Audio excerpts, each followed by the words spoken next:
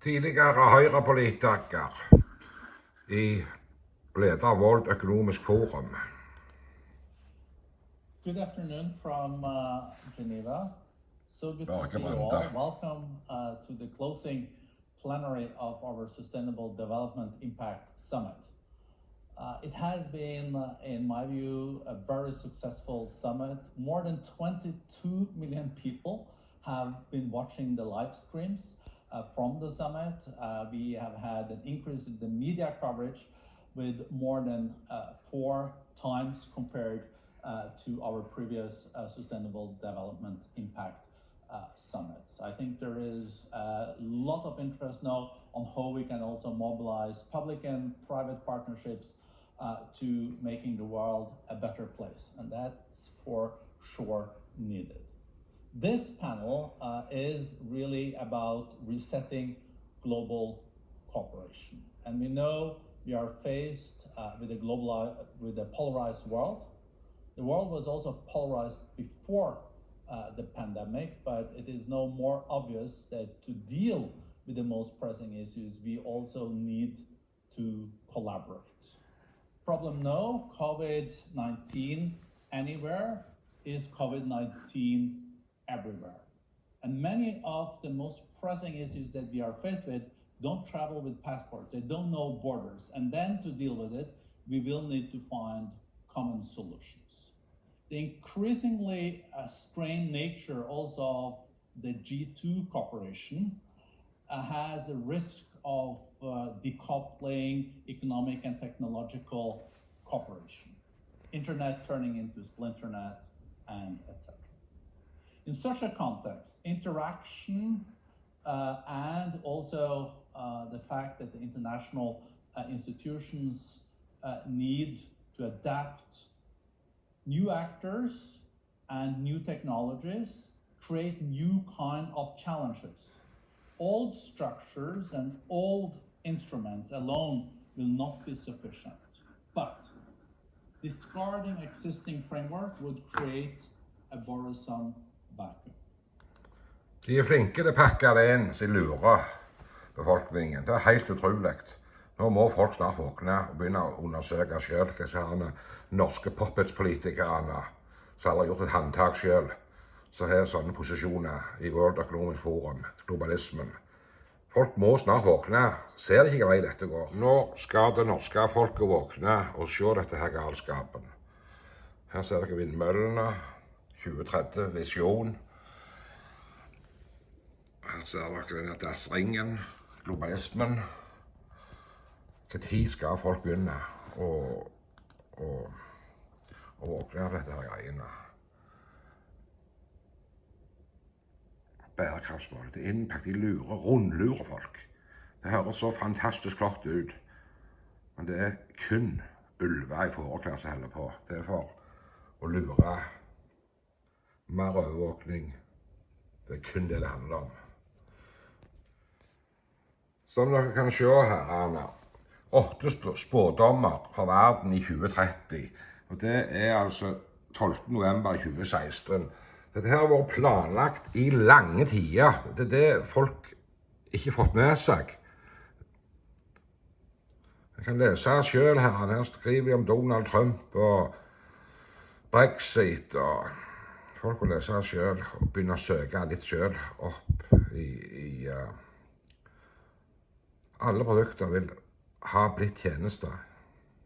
Jeg eier en ting, jeg eier ikke bil, jeg eier ikke hus, jeg eier ingen hvitevarer eller klær, skriver det danske parlament Ida. Shopping er fjernet i mine i byen i 2030, hvis innbyggerne har knekt ren energi, låner de trenger for oss. Dette er da Google-oversatt på norsk. Det er ikke helt riktig, men det er for bedre å lese engelsk, så jeg sliter med den engelsken.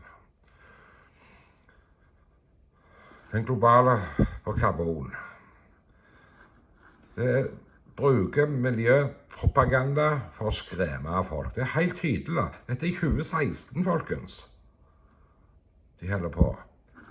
USA dominerer over, har håpefull global makter. Folk må lese selv. Det veldig slitende å se folk så blinde og ikke ser hva som skjer rett rundt ørene våre.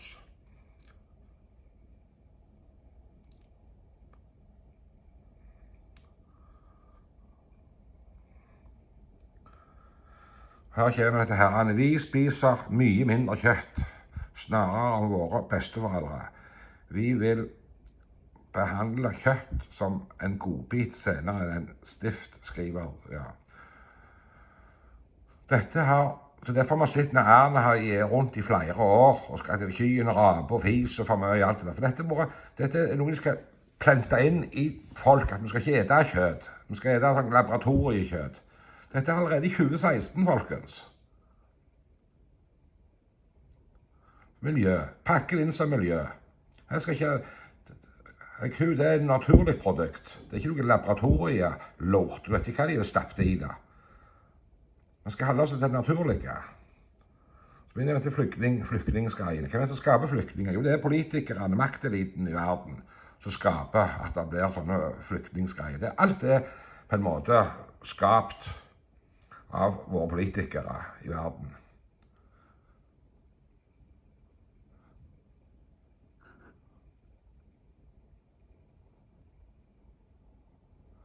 Sjuende her, bare les selv.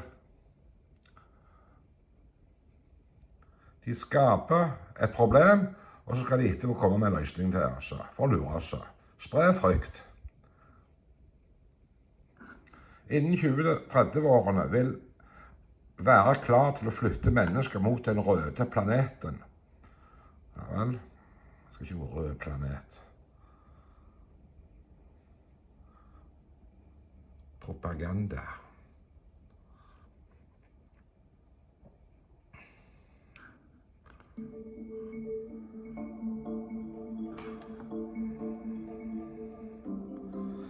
Allerede i 2016 så jeg det her var planene her.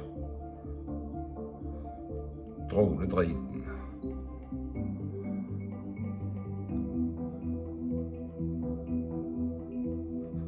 Det er ikke litt påfallende at allerede i 2016 kom dette her ut, og nå er vi nimmer om oss. Nå er vi i 2022. Her er det fabrikk. Nei, det er ikke fabrikk, det er der de... Ja, her er kjøttet. Det er her.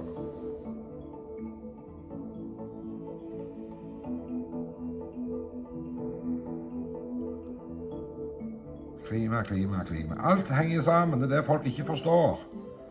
Folk klarer ikke å se sammenhengen. Bruker de...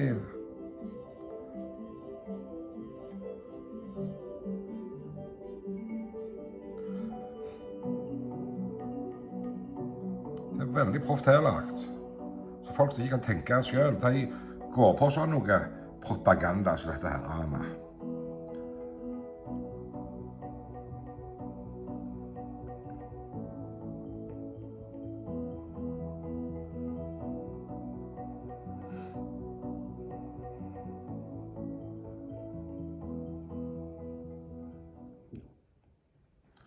Ser dere hva dette her er for noe rolls? Dette er offisielle sider, minner på. Men folk, NRK skriver ikke om dette, og da er det ingen som tar dette alvorlig. For du må få det til å virke i Norge, må folk få det enten via NRK, eller TV2, eller VG, eller et eller annet, for da er det sant. Men når du går inn på globalistene, Makteliten sin egne side, og leser hva de selv legger ut allerede i 2016, er det løye at folk som så denne galskapen allerede i mars 2020 forstod at dette var en plan med det hele. Du trenger ikke være rakettforsker for å forstå dette. Hvis folk hadde vært litt mer orienterte på nyheter rundt i verden, så hadde flere sett dette. Det var en plan. Alle husker finanskrisen i 2008. Den fikk de aldri ordne opp i.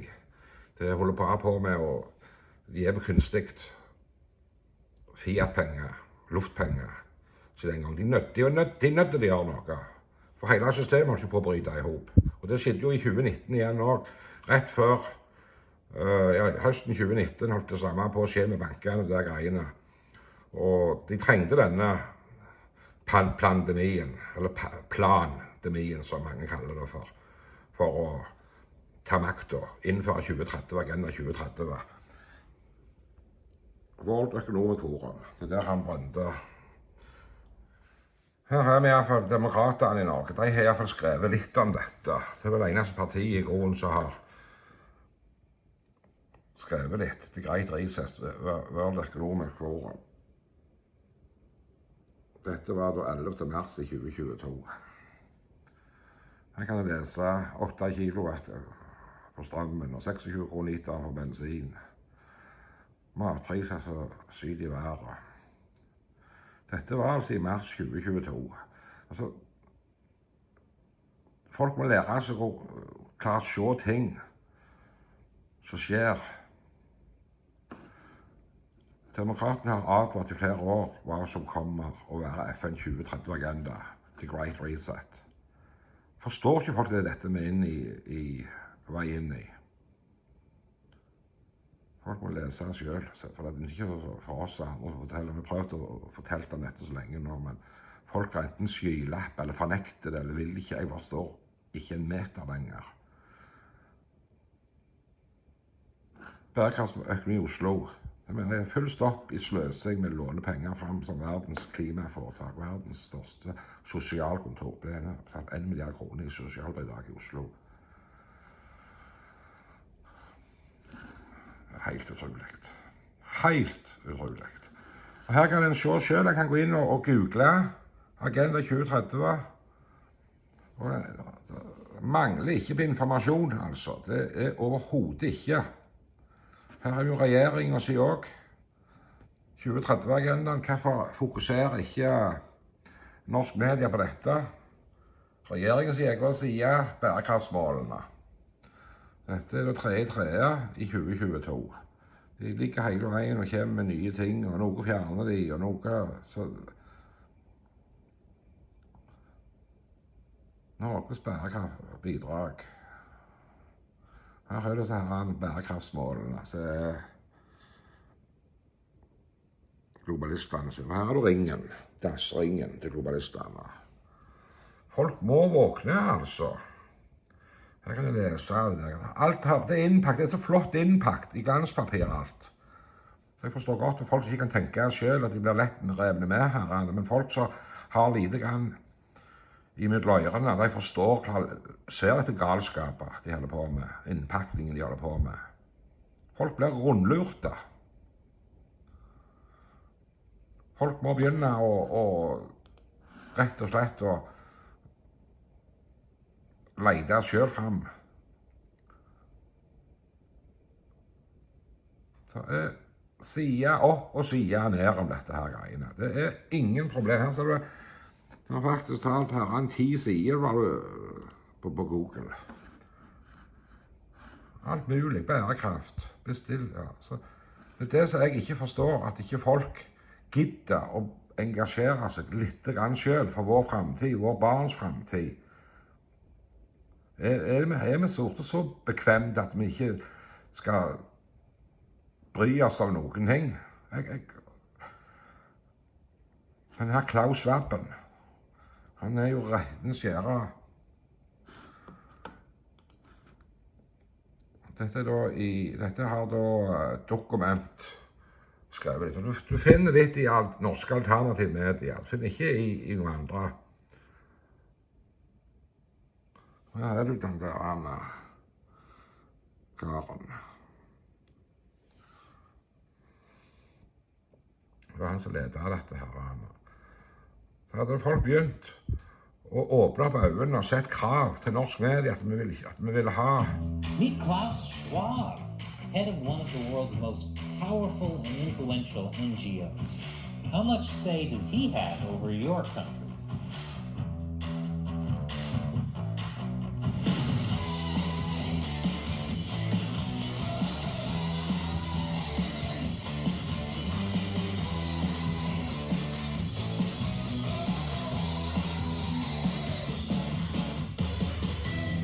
Welcome to America Uncovered. I'm Chris Chappell. So, the whole idea of a democracy is that the people have the power. Politicians are beholden to the voters. The reality can be a little different. There are a lot of different kinds of groups and organizations that can influence politics, but NGOs, non-governmental organizations, might be the most mysterious. They're not governments, they're not businesses. Some of them are charities, some of them aren't. They can be small little things or massive and widely influential. But in general, NGOs are private organizations that are privately funded and privately run with about as much transparency as a brick. I mean, would you trust this guy? This is Klaus Schwab, head of the World Economic Forum. It's one of the more influential and controversial NGOs. You might know the World Economic Forum as the organization responsible for the annual Davos Agenda Summit in Davos, Switzerland, where thousands of prominent business leaders, politicians, activists, and others meet to discuss how they can shape the future of the world. For example, the initiative they call the Great Reset. Here's a little video about it. The current global crisis has disrupted every aspect of our lives, but it has also presented us with an extraordinary opportunity, a chance to reset and accelerate efforts to improve the state of our world. And be happy. So who would own everything in this scenario? It would be owned by Amazon. Got it. Did this mean we're just going to rent everything from Amazon instead of buying everything from Amazon? But the World Economic Forum is so much more than just the Davos Summit or the Great Reset. Mr. Star Wars cosplayer here also talks about how the World Economic Forum works with the best and the brightest to shape global, regional, and industry agendas. I really can't imagine why there are so many conspiracy theories about them. One of the ways the World Economic Forum shapes global agendas is through the Forum of Young Global Leaders. It's an educational organization that has some very notable alumni. I'll tell you who after the break. Welcome back. So one of the World Economic Forum's biggest goals is the Great Reset, a world where we own nothing and are happy. But the World Economic Forum is just an NGO. How can it guide individual countries to make these radical changes? One of the ways is through the Forum of Young Global Leaders, a sort of internship program to prepare the leaders of tomorrow. It was founded by Klaus Schwab in 2004. According to their website, its goal is to mold young leaders into people who will shape a more inclusive and sustainable future. Each year, a cohort of up-and-coming leaders between 28 and 38 years old are selected to spend 5 years in the program. The program has a large number of noteworthy alumni, including Governor of California Gavin Newsom, Meta CEO Mark Zuckerberg, former U.S. Congresswoman Tulsi Gabbard, U.S. Transportation Secretary Pete Buttigieg, and author and anti-racism activist Ibram X. Kendi. You've probably heard of them. And the prominent role these alumni play across society illustrates exactly what makes the World Economic Forum so influential. The Forum for Young Global Leaders was a spin-off of an earlier organization called the Global Leaders for Tomorrow that Klaus Schwab started in 1993, and it also had some noteworthy alumni, such as Tony Blair, Bill Gates, and Jeff Bezos. With so many high-profile alumni, the World Economic Forum seems to have potentially left its mark on every aspect of modern life, from politics to technology. So what exactly is the World Economic Forum teaching these people? We have no idea. No one seems to know exactly what kinds of things are presented to or discussed by the young global leaders. But one alumnus saw it as a place that did not exactly welcome dissenting voices. Richard Werner, who was part of the cohort of 2003, explained the situation. I and also several others in the cohort, we asked a lot of questions, and they were usually critical questions. That didn't go down too well, I suspect, and maybe the reason why after the second year, everyone was told, oh, sorry, this Global Leader for Tomorrow program had to be abolished for, I don't know what reason, sorry. But then a few months later, we noticed that, oh, they have a new program, which they didn't tell us about. It's called Young Global Leader, which is essentially the same. So they just got rid of this cohort by changing the program. So Werner is essentially saying he believes that he and others in the program got kicked out for asking critical questions. I guess asking too many questions is not part of shaping the future. So what happens when some of the World Economic Forum's leaders of the future become the leaders of today? More after the break. Forum's leaders of the future become the leaders of today. Trudeau, and I know that half of this cabinet, or even more half of this cabinet, are actually young global leaders of the World Economic Forum. Wait, Justin Trudeau was a young global leader, along with half of his cabinet? How much influence does the World Economic Forum have? Well, the list of world leaders goes on. Schwab didn't mention New Zealand Prime Minister Jacinda Ardern, but she was in the program as well. So was French President Emmanuel Macron. That's a lot of world leaders. Let's go back to half of Trudeau's cabinet. Here are some examples. How much influence does the World Economic Forum have? Well, the list of world leaders goes on. Schwab didn't mention New Zealand Prime Minister Jacinda Ardern, but she was in the program as well. So was French President Emmanuel Macron. That's a lot of world leaders. Se her, du. Det var rett og slett Putin òg. Det var ikke jeg klar over. Merkel, han kanadiske, franske. Der er Putin. Hvem det der? Jeg vet ikke. Nei, det viser at dette her har vært planlagt i lange tider. De lærte opp folk. Det er mye mer alvorlig enn det folk er klar over. Let's go back to half of Trudeau's cabinet. Here are some examples. Chrystia Freeland, Canada's Deputy Prime Minister and Minister of Finance. She's also on the World Economic Forum Board of Trustees, by the way. No conflict of interest there. In addition, there's Scott Bryson, who was president of the Treasury Board of Canada until 2019. And Melanie Joly, the Minister of Canadian Heritage until 2018. So 2 former and 1 current Canadian official. That's not half of Justin Trudeau's cabinet. Could it be this guy is prone to just a little bit of exaggeration? But it's hard to say for sure because the Forum of Young Global Leaders community website doesn't list all alumni, and old cohort rosters are difficult to find. In fact, Schwab might have been exaggerating other claims as well, since we couldn't find Putin or Trudeau listed on any of the cohort rosters either.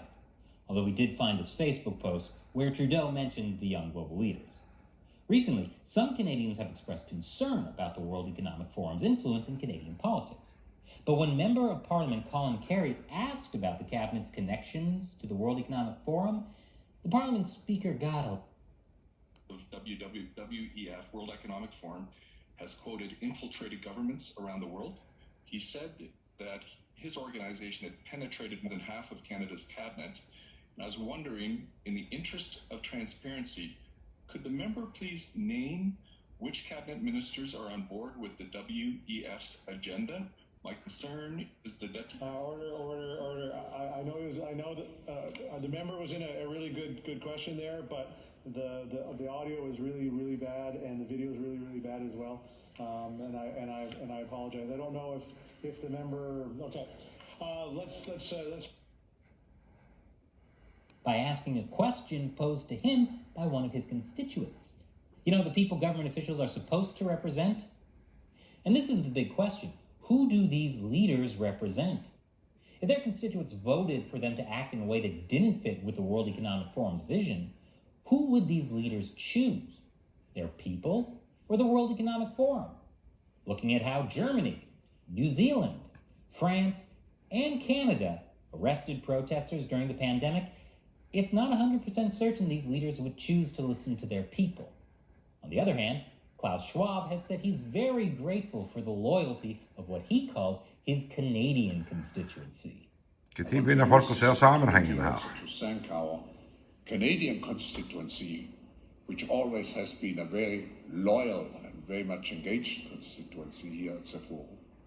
But now, I think with you, together with our constituents' Prime Minister, we can make sure that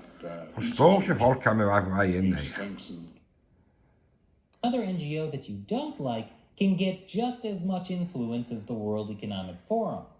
And remember, an NGO, world leaders, That's a problem. So what do you think? Let us know in the comments. Remember, America Uncovered is made possible by viewers like you. So please head over to our Patreon page. All it takes is $1 or more per episode to keep the show going.